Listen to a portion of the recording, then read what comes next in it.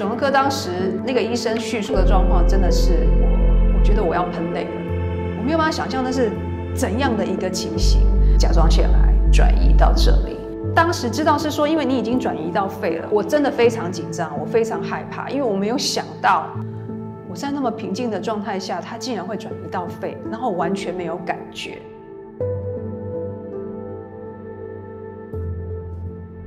我是在2005年第一次做全身健检的时候，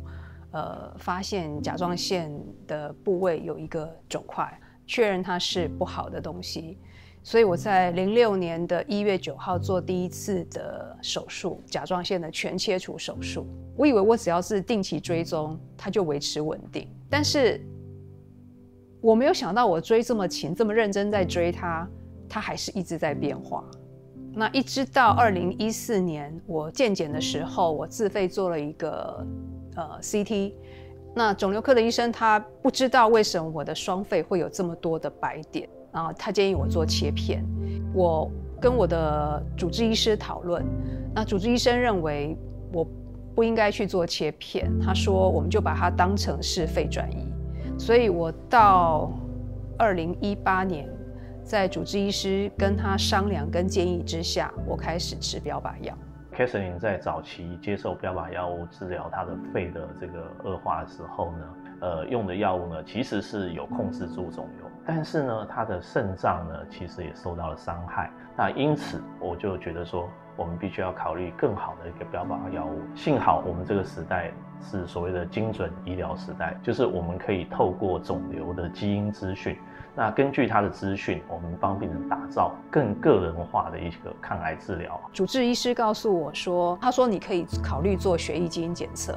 那我想可以不去动身体的情况之下，如果可以做检测，也可以找到这个基因的话，那不是也很好？所以我就做了。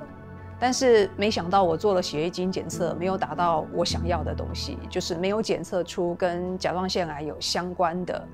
基因，所以最后不得已只好去做切片。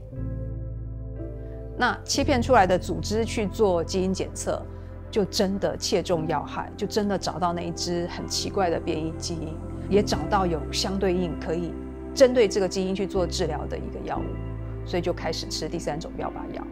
目前的效果我觉得蛮好的，至少它没有让我有不舒服的副作用，然后肿瘤也有缩小或甚至不见。那我是期待可以尽快消灭所有的肿瘤，因为它不管怎么样，在你身上总是一个类似像不定时炸弹吧。所以我的第一个目标是希望可以完全消灭它。那如果它真的很顽固，我没办法消灭它的话，那就和平共存吧。至少到现在为止，如果不认识的我的人，如果我不告诉他们，他们应该看不出来我是一个每天要吃标靶药的重大伤病的人。